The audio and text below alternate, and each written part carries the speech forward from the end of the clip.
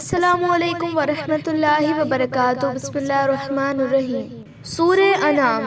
सूरे अनाम कुरान शरीफ जी 6 सूरत आहे जेका मक्के में नाज़िल थी, जंहिंमें 20 रुकू 165 आयतूं आहिनि। हिन सूरत जे 16 ऐं 17 रुकुअ में कुझु चौपाए माल वारनि जानवरनि जे हराम ऐं हलाल हुजण, अरबस्तानी माण्हुनि जे वहमनि जी तरदीद जो मौज़ू हुजण करे उन जो नालो इनाम यानी चौपायो माल रखियो वियो। अरबीअ में लफ़्ज़ इनाम यानी उठ, गऊं, रिढ ऐं बकरी जी इस्तेमाल लाइ थींदो आहे ऐं लफ़्ज़ बहीमा हर किस्म जे चौपाए माल लाइ इस्तेमाल थींदो आहे।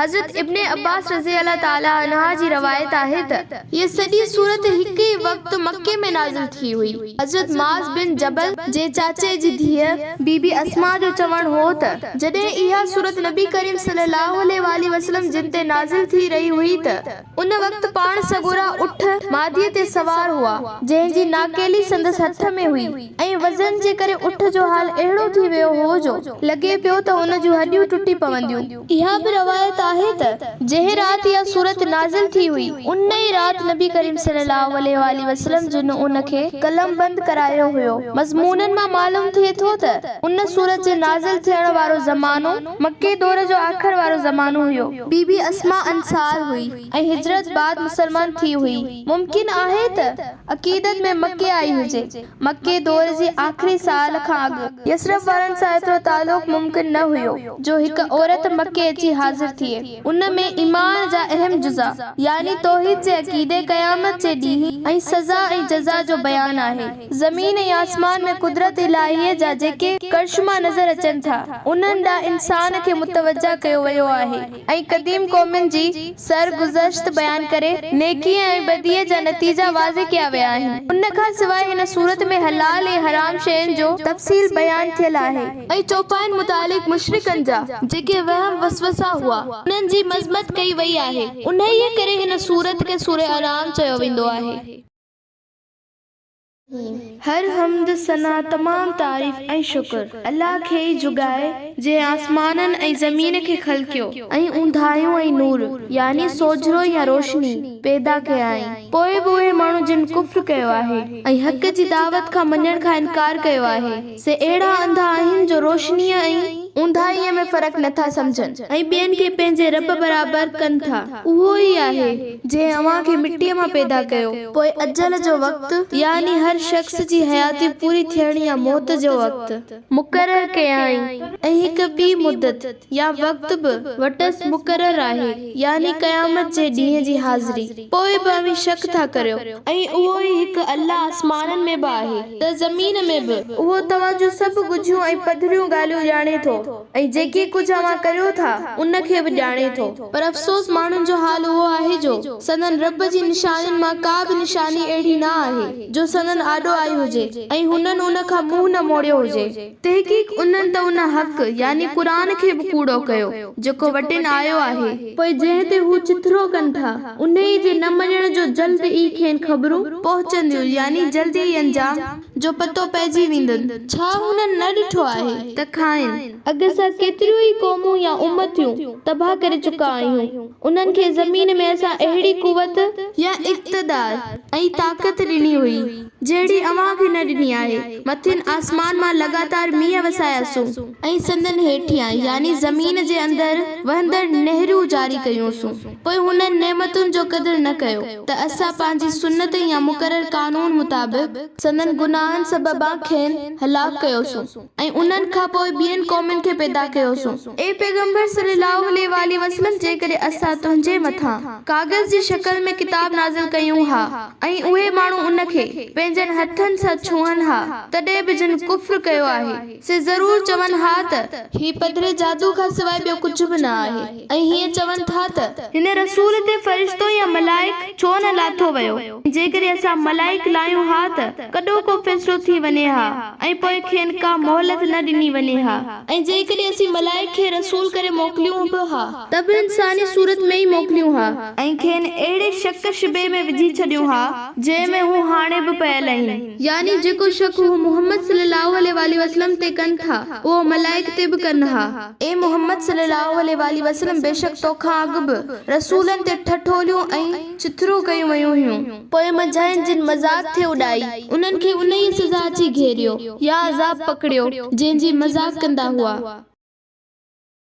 ए मोहम्मद सल्लल्लाहु अलैहि वसल्लम उन्हनि खे चओ त तव्हां ज़मीन जो सैर करियो ऐं पोइ ॾिसो त रसूलनि खे कूड़ो चवण वारनि जो कहिड़ो अंजाम थियो। ए मोहम्मद सल्लल्लाहु अलैहि वसल्लम खां पुछ त आसमाननि ऐं ज़मीन में जेकी कुझु आहे सो कंहिंजो आहे। तूं ई चओ त सभु कुझु अल्लाह लाइ ई आहे। हुन पाण ते रहमत ऐं बाज करण खे वाजिब करे छॾियो आहे। तंहिं करे तव्हांजी नाफ़रमानी ऐं सरकशीअ ते जल्द पकड़ नथो करे। हू क़यामत जे ॾींहुं ज़रूर अव्हां सभिनी खे गॾु कंदो जंहिं में को बि शक न आहे। पोइ जिन पंहिंजे पाण खे खसारे में विधो उहे ईमान न आणींदा। राति जी ऊंधाई ऐं ॾींहं जे सोजरे में रहंदड़ हर शइ उन ई अल्लाह जी आहे ऐं उहो ई सभु कुझु ॿुधंदड़ ऐं सभु कुझु ॼाणींदड़ आहे। ए मोहम्मद सल्लल्लाहु अलैहि वसल्लम उन्हनि खे चओ त छा आसमाननि ऐं ज़मीन जे पैदा कंदड़ अल्लाह खे छॾे ऐं के ॿिए खे वली मददगार या कारसाज़ बणाया उहो सभु कंहिंखे खाराए ऐं प्यारे थो ऐं खेसि नथो खारायो वञे। चओ त बेशक मूंखे हुकुम ॾिनो वियो आहे त आउं सभ खां पहिरियों फर्माबरदार थियां, इस्लाम क़बूल करियां ऐं पिणु हुकुम ॾिनो वियो आहे त तूं कॾहिं बि मुशरिकनि मां न थी जाईं। ए मोहम्मद सल्लल्लाहु अलैहि वसल्लम चओ त बेशक जेकॾहिं मां पंहिंजे रब जी नाफ़रमानी कई त हिकु वॾे ॾींहं जे अज़ाब खां डिॼां थो जंहिंखां उन ॾींहुं उहो अज़ाब टरी वियो तंहिं ते हुन यानी अल्लाह वॾो रहम कयो ऐं उहो ई वॾी कामयाबी ऐं मुराद मारण वारो आहे। ऐं जेकॾहिं अल्लाह तोखे को दुख नुक़सान या तकलीफ़ पहुचाइण चाहे त उन खां सवाइ ॿियो को बि न आहे जेको उन खे लाहे सघे। ऐं जेकॾहिं हू तोखे को सुख या फ़ाइदो रसाए त केरु आहे जो उन खे रोके सघे। हू हर शइ ते पूरो पूरो क़ादिर ऐं वस वारो आहे ऐं हू पंहिंजे बाननि मथां गालिब आहे यानी पूरो पूरो इख्तियार रखे थो ऐं हू कमाल हिकमत वारो ऐं खूब ख़बर रखंदड़ आहे। ए पैगंबर सल्लल्लाहु अलैहि वसल्लम उन्हनि खां पुछ त कंहिंजी शायदि सभ खां वॾी ऐं मोतबर आहे। चओ अल्लाह जी।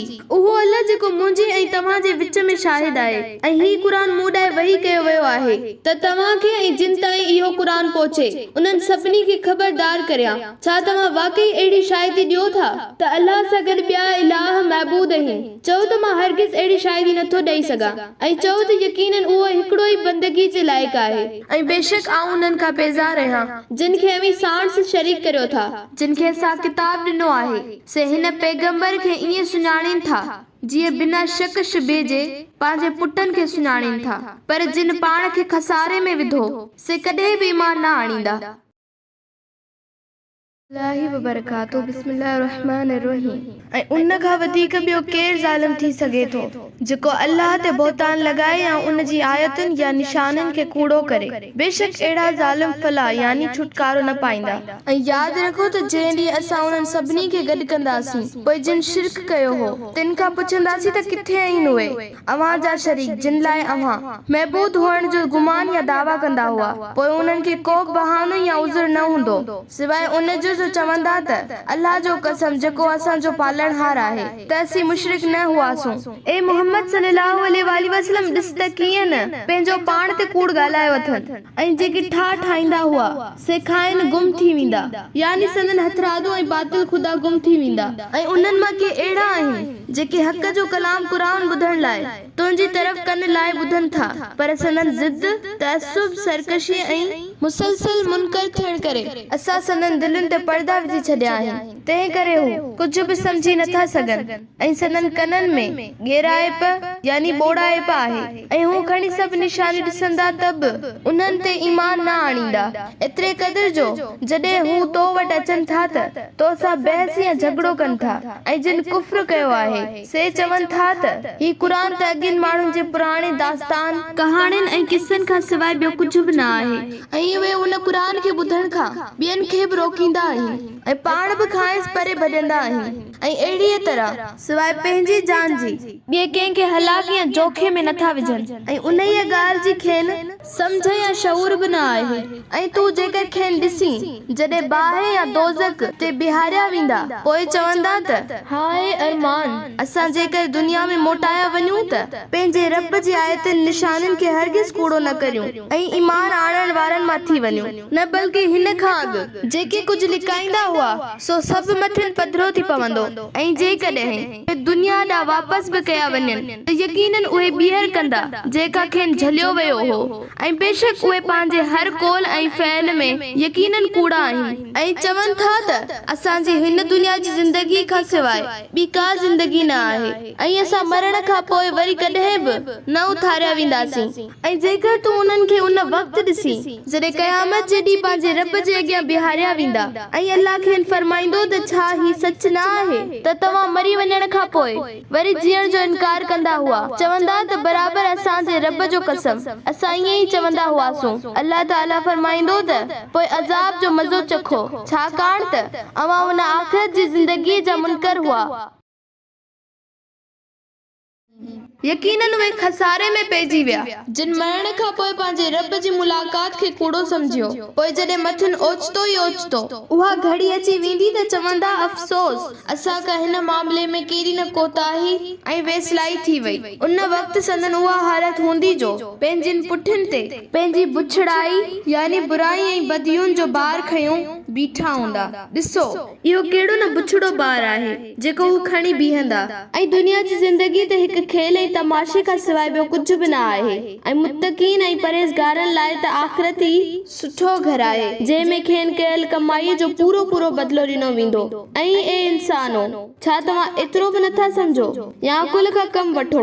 ए मोहम्मद सल्लल्लाहु अलैहि वसल्लम, बेशक असांखे मालूम आहे त उहे माण्हू तअस्सुब ऐं बुग़्ज़ जे करे जेके चवनि था उहो ज़रूर तोखे मलूल ऐं गमगीन करे थो, पर हक़ीक़त में उहे तोखे कूड़ो नथा कनि, बल्कि उहे ज़ालिम त अल्लाह जी आयतुनि जो ई इनकार करे रहिया आहिनि। ऐं ए मोहम्मद सल्लल्लाहु अलैहि वसल्लम, बेशक तोखां अॻु बि केतिरा ई रसूल कूड़ा समझा विया हुआ, मगर उन्हनि पंहिंजे कूड़े सॾजण ऐं एज़ाइजण ते सब्र कयो ऐं पंहिंजो कमु कंदा रहिया तां जो असांजी मदद खेनि पहुती। अल्लाह जे मुक़रर कयल कानूननि ऐं ॻाल्हियुनि खे को बि बदिलाईंदड़ नथो थी सघे। ऐं बेशक तो वटि त अॻे पैगंबरनि जूं बि कुझु ख़बरूं ऐं अहवाल अची चुको आहे। उन हूंदे बि जेकॾहिं ए मोहम्मद सल्लल्लाहु अलैहि वसल्लम उन्हनि माण्हुनि जो मुंहुं मोड़ण तोखे ॾुखियो थो लॻे त पोइ जी तोखे का ताक़त आहे त ज़मीन में सुरेंग हणी आसमान ॾांहुं ॾाकण लॻाए उन ते चढ़ी उन्हनि लाइ को मौजज़ो या निशानी आणे ॾेखारी त करे ॾेखार। जेकॾहिं अल्लाह चाहे हा त उन्हनि सभिनी खे हिदायत ते गॾु करे थिए सघियो, पर हू पंहिंजे मशीयत मुताबिक़ करे थो। तंहिं करे ए मोहम्मद सल्लल्लाहु अलैहि वसल्लम, तूं अणॼाणनि मां न थी। हक़ जी दावत ते उहे ई लबैक चवनि था जेके हक़ जा तलबगार थी ॿुधनि था, बाक़ी रहिया मुर्दा यानी उहे माण्हू जिन जी दिलनि ते तअस्सुब जा ताला लॻल आहिनि, उन्हनि में उम्मीद न रख। ऐं मरण घड़ीअ ताणी हक़ खे न मञींदा तां जो उन्हनि खे अल्लाह क़बरुनि मां उथारींदो पोइ उन ॾांहुं मोटाया वेंदा। ऐं ही माण्हू चवनि था त हुन नबीअ ते संदसि रब तरफ़ां का निशानी छो नथी लाथी वञे।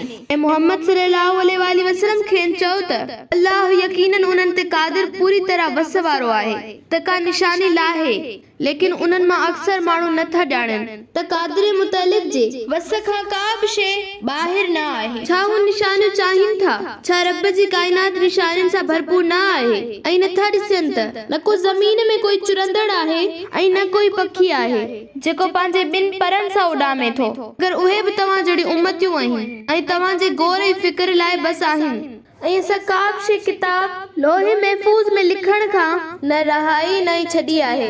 पोइ अहिड़नि माण्हुनि खे यादि रखणु घुर्जे त आख़िर उहे पंहिंजे रब ॾांहुं मोटाया वेंदा। ऐं जिन माण्हुनि असांजी आयतुनि खे कूड़ो कयो उहे इहे ॿोढ़ा ऐं गूंगा आहिनि ऐं उन खां अलावा उहे कुफ्र जी ऊंधाइनि में गुम आहिनि। तहक़ीक़ अल्लाह जंहिंखे घुरंदो आहे तंहिंखे संदसि गुनाहनि जे करे गुमराह करे या भटकाए छॾींदो आहे ऐं जंहिंखे घुरंदो आहे तंहिंखे सही राह ते लॻाईंदो आहे। पैगंबर सल्लल्लाहु अलैहि वसल्लम उन्हनि मुनकरनि खे चओ त भला ॾिसो यानी ख़बर ॾियो त जेकॾहिं अव्हां ते अल्लाह जो अज़ाब अची कड़के या अव्हां ते क़यामत अची वञे या ॿी का मुसीबत अचेव त अल्लाह खां सवाइ ॿिए कंहिंखे पुकारींदो? चवीनि त जवाब ॾियो जेकॾहिं तव्हां सचा आहियो, न बल्कि अवी उन उनखे यानी अल्लाह खे ई सॾींदा आहियो। पोइ जेकॾहिं हू घुरे त जे ॾुख या मुसीबत लाइ अवी खेसि पुकारींदा आहियो, उन्हीअ खे लाहींदो आहे ऐं उन वक़्तु तव्हां जिन खे संदसि शरीक कंदा आहियो तिन खे विसारे वेहंदा आहियो ऐं हक़ीक़ी अल्लाह त वॾो यादि ईंदो अथव। ए पैगंबर सल्लल्लाहु अलैहि वसल्लम, बेशक तोखां अॻु में असां केतिरी उम्मतुनि ॾांहुं रसूल मोकिलिया ऐं उन्हनि खे संदन नाफ़रमानियुनि ऐं बद अमलनि जे करे सख़्तियुनि ऐं तकलीफ़ुनि, तंगदस्तीअ, मुफ़लिसीअ ऐं बीमारियुनि सां पकड़ियोसूं त मन हू आजिज़ी कनि। पोइ जॾहिं असांजो अज़ाब मथनि आयो त पंहिंजी बद अमलनि जे करे हुननि आजिज़ी, अनकिसारी या तौबाज़ारी छो न इख्तियार कई, लेकिन अफ़सोस त संदन दिलूं सख़्त थी चुकियूं हुयूं ऐं वेतर शैतान संदन कयल कमनि खे मुज़ियन सजाए सिंगारे ऐं ख़ुशनुमा करे ॾेखारींदो रहियो त हू अञा वधीक धोखो खाई विया। पोइ जेका नसीहत कई हुयनि सा जॾहिं विसारियो, तंहिं महिल असां मथनि हर शइ जी फरावानीअ जा दरवाज़ा खोले छॾिया, एतिरे क़दुर जो जेके अता कई हुयूं तंहिं ते ॾाढो ख़ुशि थिया त असां हुननि खे ओचितो पकड़ियो। तॾहिं हू मायूस नाउमीद थी विया। पोइ उन्हनि माण्हुनि जी पाड़ पटी वई जिन ज़ुल्म कया ऐं सभु तारीफ़ ऐं सना अल्लाह खे ई जुगाए थी, जहाननि जो पालनहार आहे।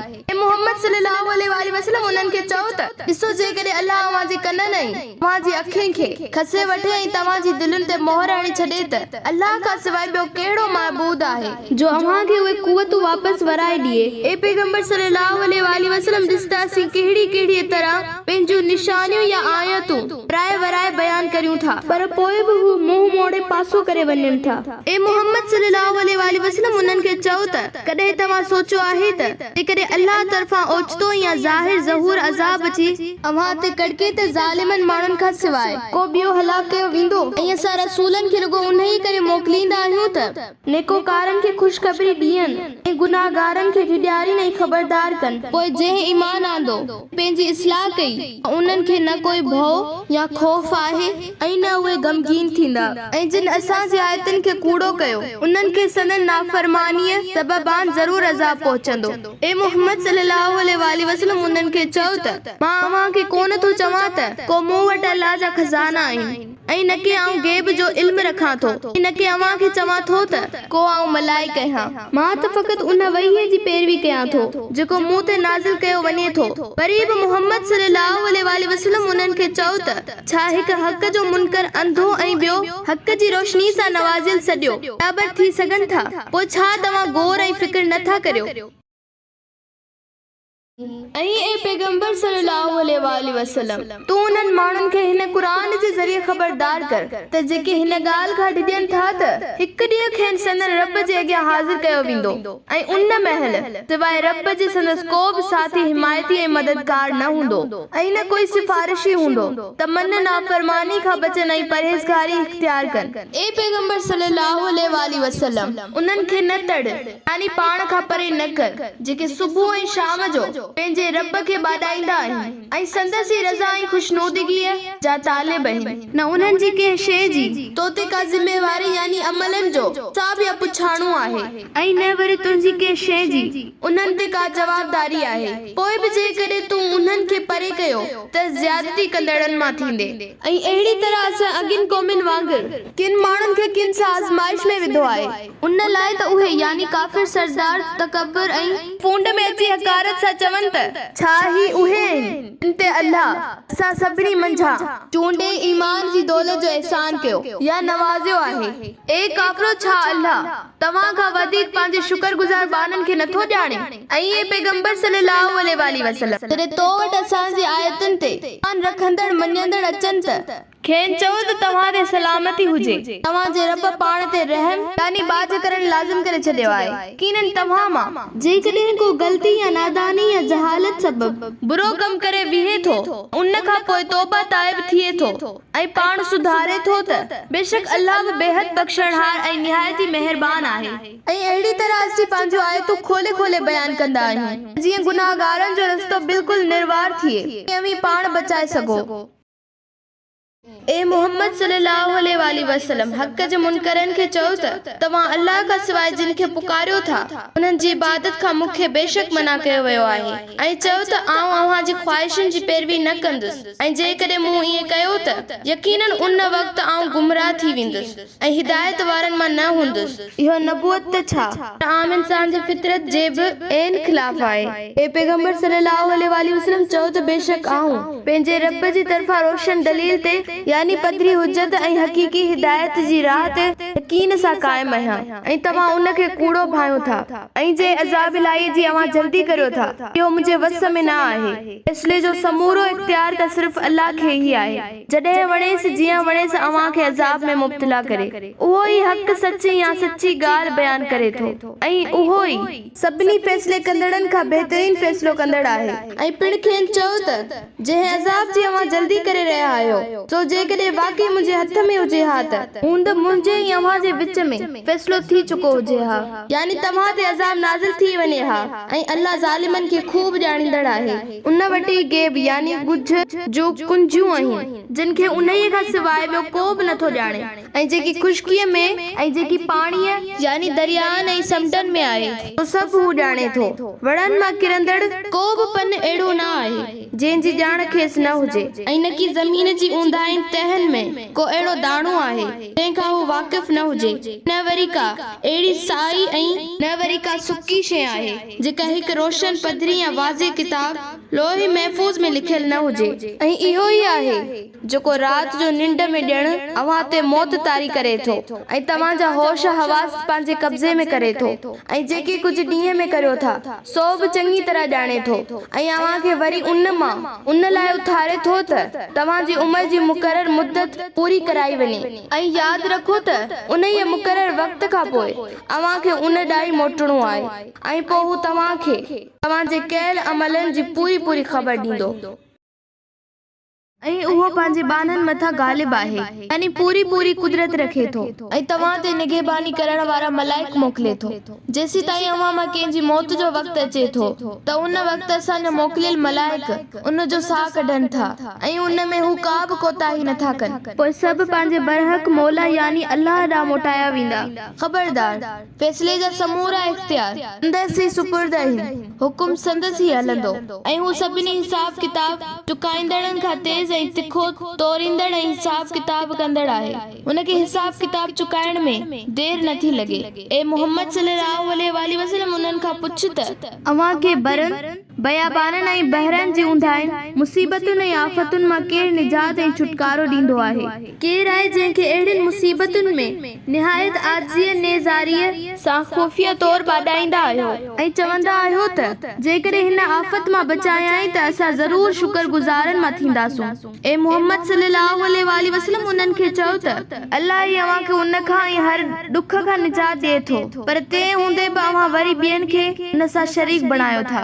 ए पैगंबर सल्लल्लाहु अलैहि वसल्लम उन्हनि खे चओ त उहो यानी अल्लाह उन ॻाल्हि ते वस वारो आहे त अव्हां ते अव्हां जे मथां आसमान मां या अव्हां जे पेरनि हेठां ज़मीन मां अज़ाब मोकिले या अव्हां खे टोला करे विढ़ाए छॾे ऐं अव्हां मां हिकिड़नि खे ॿियनि हथां लड़ाईअ जो मज़ो चखाए। ॾिस त असीं कहिड़े नमूने पंहिंजी निशानियूं वराए बयान करियूं था त मन उहे सम्झनि। ए मोहम्मद सल्लल्लाहु अलैहि वसल्लम तुंहिंजी क़ौम मक्के जे काफ़िरनि हिन क़ुरान खे कूड़ो कयो हालांकि उहो सरासर सच आहे। खेनि चओ त आऊं अव्हां जो ज़िम्मेवार न आहियां। यादि रखो त हर ख़बर या नतीजे ज़ाहिर करण लाइ वक़्तु मुक़रर कयल आहे ऐं जेके मन मस्तियूं अव्हां कयो था उन्हनि जो अव्हां खे जल्दी पतो पइजी वेंदो। ए पैगंबर सल्लल्लाहु अलैहि वसल्लम जॾहिं तूं ॾिसी त उहे असांजी आयतुनि ते अजायो बहस यानी नुक्ताचीनी जोई या तनक़ीद करे रहिया आहिनि त उन्हनि खां मुंहुं मोड़ जेसी ताईं हू कंहिं ॿी ॻाल्हि ते बहस कनि ऐं जेकॾहिं शैतान तोखां उहा ॻाल्हि विसारे छॾे त यादि अचण खां पोइ ज़ालिम माण्हुनि सां गॾु न वेह ऐं जेके मुत्तक़ी ऐं परहेज़गार आहिनि उन्हनि ते उन्हनि ज़ालिमनि जे हिसाब जी का बि जवाबदारी न आहे। अलबत्ता नसीहत करण उन्हनि ते फर्ज़ आहे त मन उहे काफ़िर अल्लाह जी नाफ़रमानी खां बचनि। ऐं ए मोहम्मद सल्लल्लाहु अलैहि वसल्लम उन्हनि माण्हुनि खे छॾे ॾे जिन पंहिंजे दीन खे रांदि ऐं रोनशो करे वरितो आहे या रांदि ऐं रोनशो बणाए छॾियो आहे जिन खे दुनिया जी हयातीअ फ़रेब ऐं धोखे में विधो आहे। अलबत्ता खेनि उन क़ुरान सां नसीहत कंदो रह त मन हिन दुनिया में सुधरी वञनि ऐं क़यामत जे ॾींहुं इंसान पंहिंजी कईअ जे करे मुसीबत में न पवे ऐं हलाक थी वञे। उन ॾींहुं उन लाइ अल्लाह खां सवाइ ॿियो को बि दोस्त मददगार ऐं सिफारिशी न हूंदो ऐं बदअमली जे बदिले जेकॾहिं हू दुनिया में जेके कुझु आहे तो समूरो एवज़ में ॾिए त बि इहो उन खां क़बूल न कयो वेंदो। इहे उहे माण्हू आहिनि के पंहिंजे कयल करतूतनि जे करे हलाक थी विया। सदन पीअण लाइ टहिकंदड़ पाणी ऐं दर्दनाक अज़ाब आहे छाकाणि त उहे कुफ्र कंदा हुआ। ए पैगंबर सल्लल्लाहु अलैहि वसल्लम चओ त छा असीं अल्लाह खे छॾे इन्हनि खे पुकारियो जेके असांखे न कि नफ़ो ॾेई सघनि था न कि नुक़सान। ऐं जॾहिं त अल्लाह असांखे सिधी राह ॾेखारी आहे त छा हाणे असीं वरी पोएं पहिरें गुमराही ॾांहुं फिरी वञूं ऐं पंहिंजो हाल उन जहिड़ो करियूं जंहिंखे शैताननि ज़मीन में यानी बरपट में काए हैरान ऐं परेशान कयो हुजे। उन भटकियल खे के साथी हिदायत जे रस्ते ॾांहुं सॾे रहिया हुजनि त असां ॾांहुं अच ऐं हीअ सिधी राह थई ऐं उहो उन राह ॾांहुं न अचे। ए पैगंबर सल्लल्लाहु अलैहि वसल्लम खेनि चयो त असल हिदायत ऐं रहनुमाई त सिर्फ़ अल्लाह जी हिदायत आहे ऐं असांखे त जहाननि जे पालणहार जी फरमाबरदारी जो हुकुम कयो वियो आहे ऐं ही पिण त नमाज़ क़ाइम कयो ऐं उन जी यानी अल्लाह जी नाफरमानी खां ॾियो ऐं यादि रखो त उहो ई आहे जंहिं ॾांहुं तव्हां सभु कठा कया वेंदो यानी जमा कया वेंदो ऐं उहो ई आहे जंहिं आसमाननि ऐं ज़मीन खे बरहक़ ख़लक़ियो यानी मसलियत ऐं हिकमत सां पैदा कयो ऐं हशर बर्पा करण लाइ जंहिं ॾींहुं हू हुकुम कंदो त थी पओ त थी पवंदो। संदसि हर सुखुन यानी ॻाल्हि या फरमानी हक़ आहे ऐं उन ई ॾींहुं संदसि बादशाही हूंदी जंहिं ॾींहुं सूर फूकियो वेंदो। हू गुझ ऐं ज़ाहिर जो ॼाणींदड़ आहे। हू कमाल हिकमत वारो ऐं हर शइ खां चङी तरह बाख़बर आहे। संदसि हर हुकुम इल्म ऐं हिकमत ते मुबनी आहे। ऐं यादि करियो तॾहिं इब्राहिम पंहिंजे पीउ आज़र खे चयो हो त छा तूं उन्हनि बुतनि खे महबूद थो करे वठी बेशक आऊं तोखे ऐं तुंहिंजी क़ौम खे एतिरी गुमराही में थो ॾिसां। ऐं अहिड़ी तरह असां इब्राहिम खे आसमाननि ऐं ज़मीन जी बादशाही जो निज़ाम ॾेखारियो जीअं हू पुख़्ते यकीन कंदड़नि मां थिए। जॾहिं मथिस राति छाइजी वई त हुन हिकु तारो ॾिठो चयाईं त ही मुंहिंजो रब आहे। पर जॾहिं उहो तारो लही वियो त चवण लॻो त मूंखे लही वेंदड़ यानी वहामिंदड़ ऐं गुरूब थींदड़ पसंदि न आहीं छाकाणि त रब जी ज़ात लाइ में हुअण ज़रूरी आहे। वरी जॾहिं चंड खे चमकंदड़ ॾिठाई त चयाईं त ही मुंहिंजो रब आहे। जॾहिं उहो बि लही वियो त चयाईं त जेकॾहिं मुंहिंजे रब मुंहिंजी रहनुमाई न कई हुजे हा त आऊं ज़रूर गुमराह माण्हुनि मां थी पवां हा। वरी सुबुह जो सिज खे रोशन ॾिठाई त चयाईं त ही मुंहिंजो रब आहे। ही सभ खां वॾो बि ऐं वधीक रोशन आहे। पर जॾहिं उहो बि गुरूब थी वियो त चयाईं ए मुंहिंजी क़ौम अमी जिन बुतनि सितारनि ऐं ॿियनि महबूदनि खे अल्लाह सां शरीक करियो था उहे सभु ज़वाल पज़ीर ऐं गैर पायदार आहिनि ऐं उन्हनि खां बेशक बेज़ार रहिया। बेशक मूं त यक तरफ़ो थी जो रुख उन ई हस्तीअ ॾांहुं कयो आहे जंहिं आसमाननि ऐं ज़मीन खे जोड़ियो आहे ऐं आऊं मुशरिकनि मां बिन न आहियां। ऐं संदसि क़ौम उन ई नज़रिए तौहीद ते सांस झगड़ो कयो। इब्राहिम चयो छा मां अल्लाह जी वहदानियत बाबति मूंसां झगड़ो करियो था हालांकि हुन मूंखे यकीनन हिदायत जी राह नसीब कई आहे। आऊं उन खां नथो डिॼां जिन खे तव्हां सांस शरीक करियो था उहे मूंखे कहिड़ो नुक़सान रसाईंदा सिवाय उन जे जेको मुंहिंजो रब चाहे। मुंहिंजे रब जो इल्म हर शइ ते हावी आहे। छा पोइ तव्हां नसीहत नथा वठो ऐं आऊं तव्हांजे उन्हनि हथरादू ऐं बातिल खुदाउनि खां कीअं डिॼां जिन खे अव्हां अल्लाह जो शरीक करियो था जॾहिं अव्हां उन ॻाल्हि खां बि नथा डिॼो जो हक़ीक़ी अल्लाह सां ॿिया शरीक करियो था जिन लाइ अल्लाह तव्हां ते को बि दलील या सबूत न लाथो आहे। ऐं मूंखे ॿुधायो त सही असां ॿिन्ही जमायतुनि मां केरु अमन जो वधीक हक़दार आहे जेको हक़ीक़ी अल्लाह खे मञे या कूड़नि खुदानि खे यानी मोमिन या मुशरिक। मूंखे उन जो जवाब ॾियो जेकॾहिं तव्हां ॼाणो था यानी जेकॾहिं तव्हांखे इल्म या ॼाण ऐं बसीरत आहे। पोइ जिन ईमान आंदो ऐं पंहिंजे ईमान खे उन शिरक सां न गॾायाऊं यानी मिलायाऊं उन्हनि लाइ अमन आहे। उहे ई हिदायत वारा आहिनि। ऐं इहो हो असांजो दलील जेको असां इब्राहिम खे संदसि क़ौम जे मुक़ाबले में अता कयो हो। असीं जंहिं खे चाहींदा आहियूं उन्हई जा दर्जा बुलंद कंदा आहियूं। ऐं ए पैगंबर सल्लल्लाहु अलैहि वसल्लम बेशक तुंहिंजो रब निहायती दानाओ ऐं हर शइ खे चङी तरह ॼाणींदड़ आहे। ऐं असां खेसि यानी इब्राहिम खे इसहाक ऐं याकूब बख़्शे ॾिना ऐं मिड़नी खे हिदायत वारो कयोसूं। इहा ई सिधी वाट उन खां अॻु नूह अलैहिस्सलाम खे बि ॾेखारी हुईसूं ऐं उन्हईअ जी नस्ल मां यानी इब्राहिम मां असां दाऊद, सुलेमान, अयूब, यूसुफ, मूसा ऐं हारून खे बि हिदायत वारो कयो हो। अहिड़ीअ तरह असीं मोहसिननि नेकोकारनि खे बदिलो ॾींदा आहियूं। ऐं ज़करिया, यहया, ईसा ऐं इलियास खे बि इहे सभु सालिह ॿारनि मां हुआ। ऐं इस्माइल, यस, यूनुस ऐं लूत खे बि उन्हनि मां हर हिक खे असां संदसि ज़माने में सारे जहान वारनि ते फज़ीलत ऐं बरतरी बख़्शी। तंहिं खां सवाइ संदसि अबनि ॾाॾनि ऐं संदन औलाद ऐं संदन भाइरनि मां किन खे चूंडियोसूं ऐं उन्हनि खे सिधी राह ॾांहुं हिदायत रहनुमाई कईसूं। उहा ई अल्लाह जी रहनुमाई आहे। पंहिंजे ॿारनि में जंहिंखे वणेसि तंहिंखे राह वठाए थो। ऐं जेकॾहिं उहे रसूल ऐं अनबिया बि शिरक कनि हा त सारी कई कमाई चट थी वञे हा। उहे माण्हू हुआ जिन खे असां किताब, हिकमत, दानाई ऐं नबूअत अता कई हुई। पोइ जेकॾहिं इहे मुशरिक ऐं काफ़िर क़ुरान ऐं नबूअत जो इनकार कनि था त असां ईंदड़ नस्लुनि मां अहिड़ी क़ौम तयारु कई आहे जेका उन्हनि ॻाल्हियुनि जो इनकार न कंदी। ए पैगंबर सल्लल्लाहु अलैहि वसल्लम इहे उहे उलुल अज़म पैगंबर हुआ जिन खे अल्लाह हक़ जी राह ॾेखारी हुई। बस तूं बि उन्हनि जी हिदायत जी पैरवी कर ऐं चओ त मां उन तबलीग ऐं दावत ते अव्हां खां को अजूरो नथो घुरां ऐं ही क़ुरान त सभिनी जहाननि वारनि लाइ ख़ासि नसीहत आहे। ऐं उन्हनि अल्लाह जो अहिड़ो क़दुरु न कयो जहिड़ो हुन जो हक़ हुयो ऐं हुननि पंहिंजे रब खे न सुञातो। चयाऊं त अल्लाह कंहिं बि बशर या इंसान ते कुझु बि वही या किताब नाज़िल न कयो आहे। ए मुहम्मद सल्लल्लाहु अलैहि वसल्लम उन्हनि खां पुछ त उन किताब खे कंहिं लाथो जेको मूसा आंदो हो। उहो माण्हुनि लाइ नूर ऐं हिदायत जो सर चश्मो हो जंहिंखे तव्हां मुख़्तलिफ़ पननि ते नक़ल करे रखियो आहे।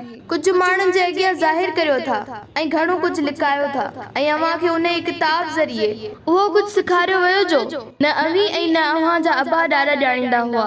ए मुहम्मद सल्लल्लाहु अलैहि वसल्लम चओ त अल्लाह ई इहो किताब नाज़िल कयो हो। पोइ खेनि संदन हाल ते छॾे ॾे त भले पंहिंजे अजायन बहसनि, फिज़ूल ॻाल्हियुनि ऐं अजायन दलील बाज़ियुनि सां खेॾनि। ऐं ही किताब यानी क़ुरान जेको असां नाज़िल कयो आहे इहो बरकत भरियो ऐं पाण खां अॻी किताबनि जी तस्दीक कंदड़ आहे। ऐं हिन लाइ त तूं मके ऐं उन जे आसपास वारनि खे ख़बरदार करी जेके आख़िरत ते वेसाह कनि था उहे हिन क़ुरान ते बि ईमान आणीनि था ऐं इहे पंहिंजी निमाज़ुनि जी पूरी संभाल ऐं पाबंदी कनि था। ऐं इन खां वधीक ज़ालिम केरु थी सघे थो जेको अल्लाह ते कूड़ घड़े या चवे त मूं ते वही नाज़िल कयो वियो आहे हालांकि उन ते को बि वही नाज़िल न कयो वियो हुजे, या जेको अल्लाह जी नाज़िल कयल वहीअ जे मुक़ाबले में चवे त आऊं बेड़ो नाज़िल करे सघां थो जहिड़ो अल्लाह नाज़िल कयो आहे। ए मुहम्मद सल्लल्लाहु अलैहि वसल्लम जेकॾहिं तूं उन्हनि ज़ालिमनि खे ॾिसी त अजब करी जॾहिं उहे मौत जी सकरात वारी सख़्तियुनि में हूंदा आहिनि ऐं फरिश्ता उन्हनि ॾांहुं हथ वधाईंदा आहिनि ऐं चवंदा आहिनि त पंहिंजनि साहनि जाननि खे ॿाहिरि कढो यानी पंहिंजा रूह पंहिंजे जिस्मनि मां कढो। अॼु अव्हां खे ज़िलत जो अज़ाब उन करे ॾिना वेंदो जो अव्हां अल्लाह ते बिना कंहिं हुज्जत या सनद जी नाहक कूड़ कंदा हुओ ऐं संदसि आयतुनि जे मञण खां तकबर, सरकशी ऐं ॾाई कंदा हुओ। पोइ अल्लाह ताला फरमाईंदो ॾिसो अॼु बेशक तव्हां असां वटि ईअं अकेला आया आहियो जीअं असां तव्हां खे पहिरियों भेरो पैदा कयो हो ऐं जेके कुझु अव्हां खे दुनिया में ॾिनो हुयोसो तो सभु पंहिंजे पुठियां छॾे आया आहियो। अॼु भला असां तव्हां सां गॾु तव्हां जा सिफारिशी बि नथा ॾिसो जिन जो अव्हां गुमान थे कयो त बेशक हू तव्हां में शरीक या हिसेदार आहिनि। यकीनन तव्हां जा पाण में तागापा टुटी पिया जिन जो तव्हां खे बावर हो से सभु तव्हां खां गुम थी विया ऐं तव्हां जूं दावाऊं, ख्वाब, ख़याल, वहम ऐं गुमान सभु बेहक़ीक़त रहिजी विया। बेशक अल्लाह बिजी या दाणे ऐं ककड़ीअ खे चीरंदड़ यानी फुटाईंदड़ आहे। उहो ई जीअरे खे मुअल मां कढे थो ऐं उहो ई मुअल खे जीअरे मां कढंदड़ आहे। उहो ई आहे अल्लाह। पोइ तव्हां केॾा उबता फेराया यानी भुलाया या भटकाया वञो था। उहो ई राति जे पर्दे खे चाक करे सुबुह या पिर फुटाईंदड़ आहे। राति खे सुकून ऐं राहत बणाइण वारो बि उहो ई आहे। ॾिसो नथा त सिज ऐं चंड खे वक़्त जे हिसाब लाइ पैदा कया आहिनि ऐं उहो ई समूरो अंदाज़ो, मनसूबा बंदी ऐं मंडिल उन्हीअ ज़बरदस्त ज़बरदस्त गालिब ऐं सभु कुझु ॼाणींदड़ जी ही रिथा आहे। उहो ई आहे जे तव्हां लाइ तारनि खे खलकियो त जीअं बरनि ऐं बहरनि जी ऊंदाहियुनि में रस्तो लही सघूं।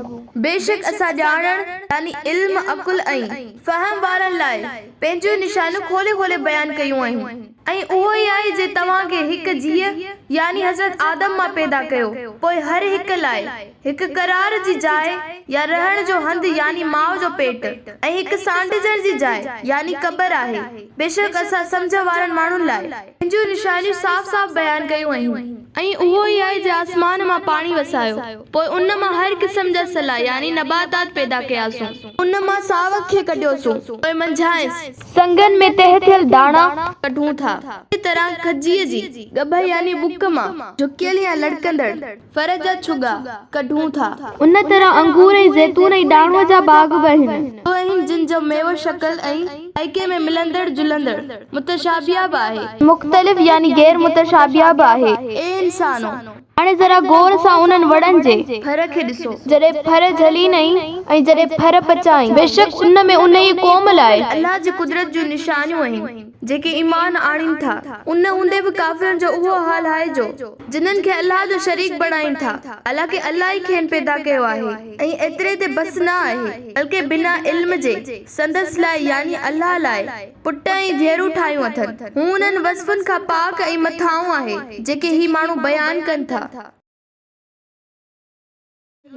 हू त आसमाननि ऐं ज़मीननि जो बिना के मिसाल नमूने नक्श या साबिक़ डिज़ाइन जी मुवज्जिदो बणाईंदड़ आहे। इस औलाद कीअं थी सघे थो जॾहिं खेसि का ज़ाल ई न आहे। उन ई हर शइ खे पैदा कयो आहे ऐं उहो ई हर शइ खे चङी तरह ॼाणे थो।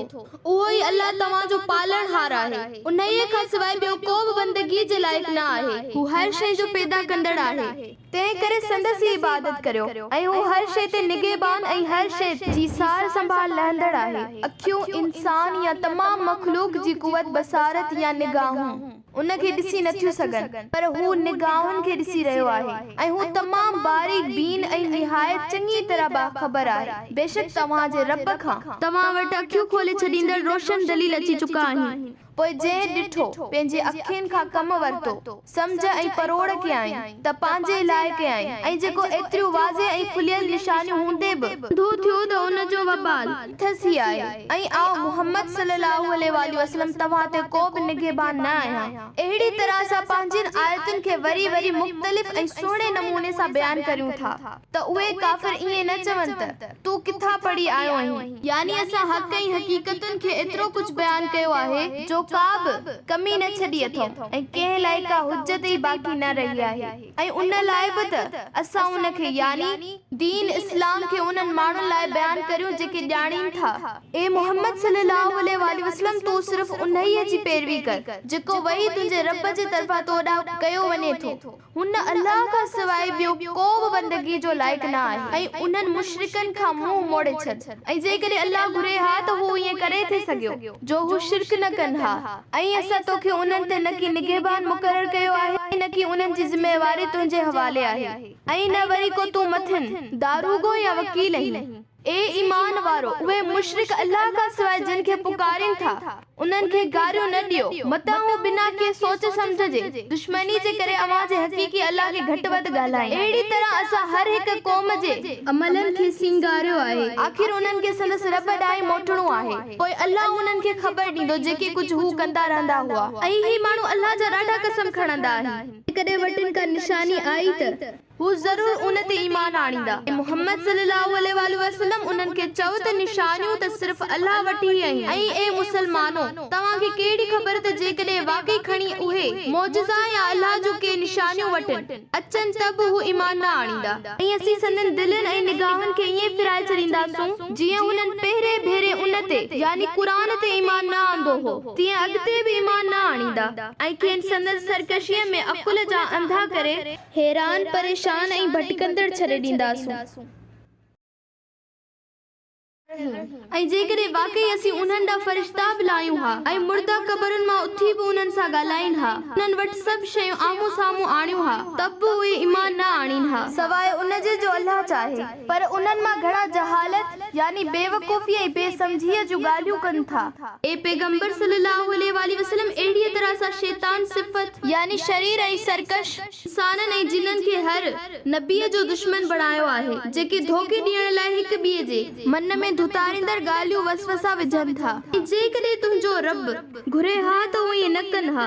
तंहिं करे उन्हनि खे ऐं जेके अहिड़ा ठाहींदा आहिनि तिन खे दरगुज़र कर ऐं छॾे ॾे त जीअं उन्हनि जूं दिलूं उन धोखे ऐं फरेब ॾांहुं मायल रहनि, जेके आख़िरत ते ईमान न था आणनि ऐं उन ते राज़ी थी वेही रहनि, ऐं जेके बुरायूं हू करण चाहिनि था से कंदा रहनि। ए मोहम्मद सल्लल्लाहु अलैहि वसल्लम चओ त छाजे लाइ आऊं अल्लाह खां सवाइ के ॿिए खे फ़ैसिलो कंदड़ तलाश करियां, हालांकि उहो ई आहे जे अव्हां ॾांहुं पूरी तफ़सील सां किताब नाज़िल कयो आहे ऐं जिन खे असां अॻु में किताब अनायत कयो आहे ते चङी तरह ॼाणीनि था त बेशक उहो क़ुरान बि तुंहिंजे रब वटां वाकई बरहक़ नाज़िल थियल आहे। तंहिं करे तूं हरगिज़ शक कंदड़नि मां न थी जा।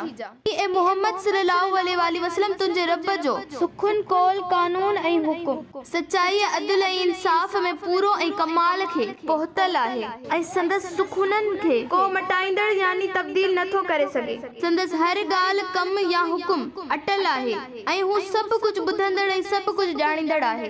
ऐं जेकॾहिं तूं ज़मीन यानी दुनिया वारनि जी अक्सीरत जे चवण ते हलंदे त हू तोखे अल्लाह जी राह खां भटकाए गुमराह करे छॾींदा। हू रुगो गुमाननि ऐं अनोमाननि ते हलनि था ऐं रुगो अटकल बाज़ी करे रहिया आहिनि। बेशक तुंहिंजो रब चङी तरह ॼाणे थो त केरु संदसि रस्ते खां भटकियल आहे, हू हिदायत वारनि खे बि खूब ॼाणे थो। पोइ जेकॾहिं तव्हां अल्लाह जी आयतुनि ते ईमान रखो था त जंहिं जानवर ते अल्लाह जो नालो वरितो वञे उन जे गोश्त मां खाओ, ऐं अव्हां खे छा थियो आहे जो उन मां नथा खाओ जंहिं ते अल्लाह जो नालो वरितो वियो आहे। हालांकि अल्लाह जंहिं खे तव्हां ते हराम कयो आहे तंहिं खे तव्हां लाइ खोले बयान कयो अथसि, उन जे जो अव्हां मजबूरी जी हालत में बुख सबब या मौत जी डप खां हराम ॾांहुं मजबूर या लाचार कया वञो। वाकई अक्सर माण्हू बग़ैर ॼाण ऐं तहक़ीक़ जे पंहिंजी ख़्वाहिशुनि मुताबिक़ माण्हुनि खे गुमराह कंदा रहनि था। बेशक तुंहिंजो रब अहिड़नि लीके लहंदड़नि हद ओरांगीदड़नि खे चङी तरह ॼाणे थो ऐं ज़ाहिरी या गुझा हर तरह जा गुनाह करण छॾे ॾियो। बेशक जेके माण्हू गुनाह कनि था तिन जी सज़ा खेनि जल्दी ॾिनी वेंदी जेकी हू कंदा हुआ। जंहिं जानवर ते अल्लाह जो नालो न वरितो वञे उन्हीअ खे न खाओ, बेशक उहा पधरी नाफ़रमानी आहे। ऐं बेशक शैतान पंहिंजे दोस्तनि जी दिलुनि में शक यानी वसवसा ऐं एतिराज़ तंहिं करे विझनि था त अव्हां सां झगड़ो कनि ऐं जेकॾहिं अव्हां उन्हनि जी अताअत कई त बेशक अव्हां बि पक्का मुशरिक आहियो। भला जेको मुअल हो उन्हीअ खे असां जीअरो कयो, यानी मुअल या मुर्दे कल्ब खे ईमान जी आब हयात सां जीआरियो, ऐं जंहिं खे असां रोशनी अता कई जंहिं सां हू माण्हुनि में हले थो यानी ज़िंदगी बसर करे थो, त पोइ छा उहो शख़्स उन्हीअ जे बराबर थी सघे थो जेको गुमराहीअ जी ऊंधाइनि में घेरियल हुजे ऐं उन मां निकिरण वारो न हुजे। अहिड़ीअ तरह काफ़िर जेको कम करे रहिया आहिनि से उन्हनि लाइ सींगार या खुशनुमा कया विया आहिनि। ऐं अहिड़ीअ तरह असां हर ॻोठ में वॾनि वॾनि ॾोहारियुनि खे उतां जो सरदार या वॾेरो कयो आहे त उहे उते पंहिंजे मकर यानी फसाद ऐं फरेब जो ॼार विछाइनि, ऐं हू हर मकर या फसाद नथा कनि मगर पंहिंजे पाण सां पर खेनि उन जो शऊर सम्झ ऐं एहसास न आहे। ऐं जॾहिं वटि का आयत यानी मौजज़ो या निशानी अचे थी तॾहिं चवनि था त असीं तेसीं ताईं हरगिज़ ईमान न आणींदासीं जेसीं ताईं असांखे उहो मनसब न मिले जेको अल्लाह जे रसूलनि खे अता कयो वियो आहे। अल्लाह बेहतर ॼाणे थो त हू पंहिंजी पैगंबरी या रिसालत कंहिंखे अता फरमाए। जेके रिसालत न मञण जा मुजरिम आहिनि तिन खे अनकरीब अल्लाह वटां ज़रूर ज़िल्लत नसीब थींदी, ऐं जेके मकर ऐं फरेब हू कनि था उन्हीअ करे सख़्त अज़ाब ॾिनो वेंदनि। पोइ जंहिं लाइ अल्लाह घुरे थो उन खे हिदायत बख़्शे थो ऐं उन जे सीने खे इस्लाम लाइ कुशादो करे थो, ऐं जंहिंखे गुमराह करण घुरे थो त उन जे सीने खे अहिड़ो तंग ऐं घुटल कंदो आहे जो ॼण हू आसमान ते चढ़ी रहियो हुजे। अहिड़ीअ तरह जेके हक़ खे न मञींदा आहिनि तिन खे अल्लाह पलीती यानी गलाज़त ऐं लानत तिफे छॾींदो आहे। ऐं हीअ तुंहिंजो रब जो रस्तो त बिल्कुलु सिधो आहे। ऐं ॾिस त नसीहत हासिल करण वारनि लाइ वाकई असां कहिड़ियूं न साफ़ साफ़ निशानियूं बयान कयूं आहिनि। उन्हनि लाइ संदन रब वटि सलामतीअ जो घर यानी जन्नत आहे ऐं उहो ई संदसि मददगार आहे उन्हनि अमलनि जे करे जेके हू कंदा रहिया ऐं जंहिं ॾींहुं अल्लाह जिन्ननि ऐं इंसाननि खे सभिनी खे गॾु कंदो ऐं फरमाईंदो ए जिन्ननि जी जमायत बेशक तव्हां इंसाननि मां घणा ई पाण सां मिलाया या पंहिंजे ताबे कया हुआ ऐं इंसाननि मां जेके उन्हनि जा साथी हूंदा से चवंदा त ए असांजा रब असां हिक ॿिए खे खूब इस्तेमाल कयो ऐं फ़ाइदो वरितो ऐं आख़िर उन वक़्त ते पहुतासीं जेको तो असां लाइ मुक़रर कयो हो यानी असांजो मौत अची वियो। अल्लाह ताला फरमाईंदो त अव्हां जी जाइ दोज़ख आहे अवी मंजस हमेशा रहंदो मगर जेके अल्लाह चाहे यानी जॾहिं अल्लाह चाहींदो त किन खे दोज़ख मां कढंदो ऐं बेशक तुंहिंजो रब वॾो दानाव ऐं सभु कुझु ॼाणींदड़ आहे। अहिड़ीअ तरह आख़िरत में असां ज़ालिमनि गुनाहगारनि खे हिक ॿिए सां मिलाईंदासूं बिसबब उन जे जेके हू दुनिया में कमाईंदा रहिया ऐं उन ॾींहुं असां खाइन पुछंदासीं त ए जिन्ननि ऐं इंसाननि जी जमायत छा तव्हां वटि तव्हां मां पैगंबर न आया हुआ जेके अव्हां खे मुंहिंजो आयतूं ॿुधाईंदा हुआ तव्हां खे हिन ॾींहं जे अचण खां ख़बरदार या हिॾारींदा हुआ। उन वक़्तु उहे गुनाहगार चवंदा त बराबरि उहे आया हुआ ऐं असीं पाण ते शाहिदी ॾियूं था त उन्हनि असांखे सभु कुझु ॿुधायो हो पर असां उन्हनि जो चवण न मञियो हो। हक़ीक़त इहा आहे त दुनिया जे थोरनि ॾींहंनि जी ज़िंदगीअ उन्हनि खे धोखे में विझी गर्क करे छॾियो हो ऐं उन्हीअ ॾींहुं हू खुद पंहिंजे पाण ते शाहिद हूंदा त बेशक हू काफ़िर हक़ जा मुनकर हुआ। उहो उन्हीअ करे त रसूल उन्हनि वटि आया ऐं जीअं उहो साबित थिए त तुंहिंजो रब अहिड़ो न आहे जो ॻोठनि खे ज़ुल्म या नाइंसाफ़ीअ सां तबाह करे ऐं उतां जा रहाकू बेख़बर हुजनि ऐं सभिनी लाइ संदन अमलनि मुताबिक़ दर्जा यानी मर्तबा आहिनि ऐं तुंहिंजो रब जेके कुझु हू कनि था तंहिंखां हरगिज़ गाफ़िल न आहे ऐं तुंहिंजो रब बेनियाज़ बेपरवाह ऐं बेहद रहम करण वारो आहे। जेकॾहिं हू घुरे त अव्हां खे हटाए छॾे ऐं अव्हां खां पोइ जंहिं खे घुरे तंहिं खे तव्हांजो जाइ नशीन करे अव्हां खे हिक ॿिए क़ौम जी नस्ल या औलाद मां पैदा कयो अथई ऐं ॿियनि जा वारिस थिया आहियो। बेशक जंहिं ॻाल्हि जो अव्हां सां फ़ाइदो कयो वञे थो उहा ज़रूर ईंदी यानी क़यामत ऐं तव्हां अल्लाह खे उन जे न अचण खां मजबूर या आजिज़ नथा करे सघो।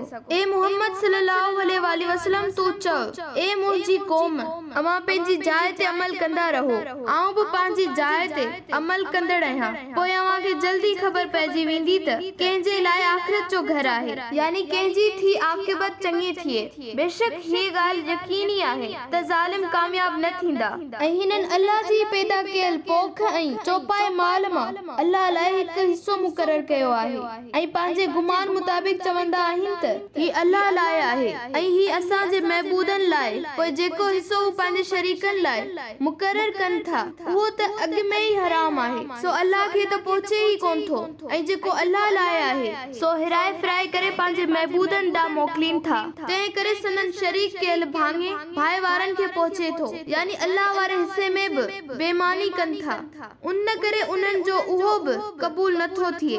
उहो कहिड़ो न बुछड़ो फ़ैसिलो आहे जेको हू कनि था। अहिड़ी तरह केतिरनि ई मुशरिकनि लाइ संदन हथरादू बणायल खुदाई शरीकनि संदन औलाद जो क़त्ल करण जहिड़ो वहशी कम बि सुहिणो ऐं खुशनुमा करे ॾेखारियो आहे त जीअं खेनि तबाही बर्बादीअ ऐं हलाकत में विझनि ऐं संदन दीन खे मथनि रलाए मिलाए मुश्तबा या मशकूक करे छॾी ऐं जेकॾहिं अल्लाह घुरे हा त हू ईअं न कनि हा पर छाकाणि त हू हक़ जे इनकार बुग़्ज़ ऐं हसद में अंधा थी विया आहिनि उन करे अल्लाह उन्हनि खे छॾे ॾिनो आहे। तंहिं करे तूं बि खेनि विसारे छॾ ऐं जेके कुझु ठाह ठाहिनि था या कूड़ घड़ीनि था तंहिं करे उन्हनि खे उन्हनि जे हाल ते छॾे ॾे ऐं पंहिंजे ख़्याल मुताबिक़ चवनि था त हीअ जानवर ऐं हीअ पोख ख़ासि माण्हुनि खां सवाइ ॿियनि माण्हुनि ते हराम आहे इन्हनि खे फ़क़ति उहो ई खाई सघे थो जंहिंखे असीं खाराइण चाहियूं ऐं अल्लाह ते कूड़ो ठाहे किन जानवरनि जूं पुठियूं यानी बार ढोइण ऐं सवारी करण खां हराम कयो अथनि ऐं किन जानवरनि ते हलाल करण वक़्तु अल्लाह जो नालो नथा वठनि ऐं जेके रीतूं ऐं रस्मूं उन्हनि इख्तियार कयूं आहिनि उहे हुन अल्लाह ते सरासर बहतान आहिनि ऐं जल्दी खेनि अल्लाह उन्हनि खे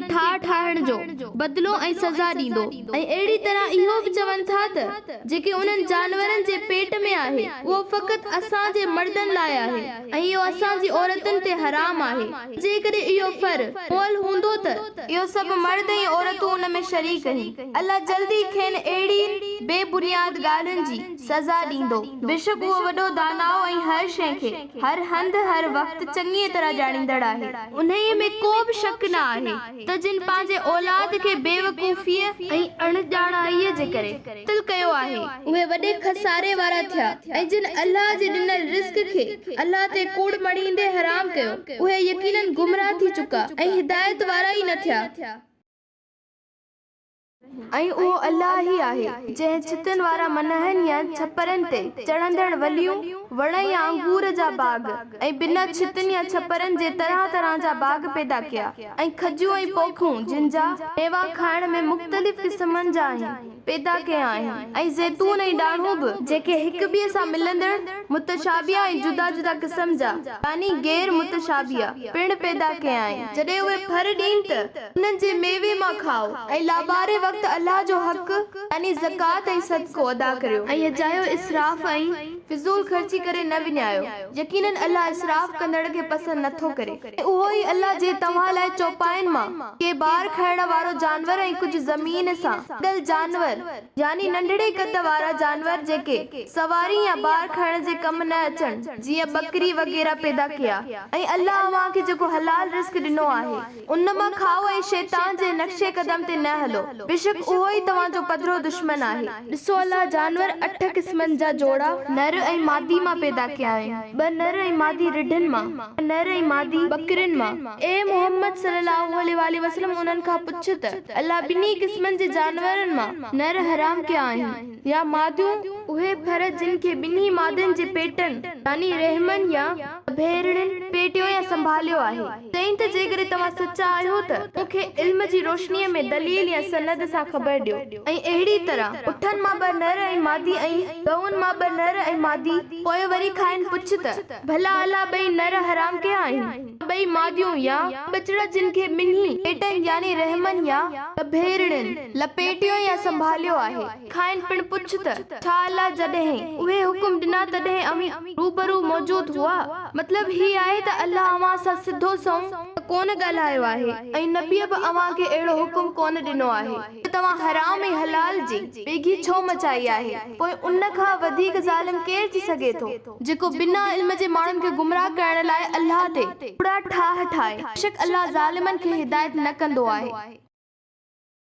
ए पैगंबर सल्लल्लाहु अलैहि वसल्लम चओ त जेको वही मूं वटि आयो आहे उन में मूंखे का बि अहिड़ी शइ नथी मिले जेका खाईंदड़ खाए त उन ते हराम कयल हुजे सिवाय उन जे जो उहो जानवर मुर्दार हुजे या वहायल रत यानी सीर वारो रत या सूअर जो गोश्त हुजे जेको बिल्कुल नजिस यानी पलीत आहे या उन जानवर जो गोश्त जेको अल्लाह खां सिवाय ॿिए कंहिं जे नाले ते ज़िबा कयो वियो हुजे पर जेको माण्हू मजबूरीअ जी हालत में फाका कशीअ जी हालत में मरण जी डप खां सिर्फ ज़रूरत जी हद ताईं घुर्ज आहिर ऐं नाफरमानी जे इरादे खां सिवाय ऐं न हद ओरांगींदड़ थी खाए त उन ते को बि गुनाह न आहे। बेशक तुंहिंजो रब ॾाढो माफ़ करण वारो ऐं निहायती बाझारो आहे। जिन यहूदियत इख्तियार कई उन्हनि ते असां सभु नहनी वारा जानवर यानी शतर मुर्ग या उठ पखी काज़ ऐं बदक वग़ैरह हराम कया हुआ ऐं गऊं ऐं बकरीअ जी चर्बी बि मथन हराम कईसूं सिवाय उन चर्बीअ जे जेका ॿिन्ही जे पुठनि या आंडनि ते लगल हुजे या हडन सां चंबड़ियल हुजे सा हलाल कई हुईसूं। इहा सज़ा खेन संदस सरकशीअ जी करे ॾिनी हुईसूं ऐं बेशक असीं हर ॻाल्हि बयान करण में ज़रूर सचा आहियूं। पोइ ए पैगंबर सल्लल्लाहु अलैहि वसल्लम जेकॾहिं अञा बि तोखे कूड़ो कनि त खेन चओ त तव्हांजो रब कुशादी रहमत वारो आहे ऐं अल्लाह तव्हांखे ॾाढियूं मोहलतूं ॾिनियूं पर अव्हां में सुधरण जी उमेद न आहे। तंहिं करे ॾोहारी क़ौम खां संदस अज़ाब टारियो न वेंदो। ए मोहम्मद सल्लल्लाहु अलैहि वसल्लम उहे मुशरिक तुंहिंजे उन्हनि ॻाल्हियुनि जे जवाब में सिगो ई चवंदा त जे अल्लाह घुरे हा त न कि असीं शिरक करियूं हा न कि असांजा आबा ॾाढा शिरक कनि हा ऐं न कि असां का शइ हराम करियूं हा पर यादि रहे त उन्हनि खां अॻिन बि अहिड़ी तरह हक़ खे कूड़ो कयो हो ताजो असांजे अज़ाब जो मज़ो चखिया आहियूं। उन्हनि खे चओ त तव्हां वटि को इल्म यानी दलील या ख़बर आहे त उहो असां लाइ ॿाहिरि कढो यानी ज़ाहिर करियो।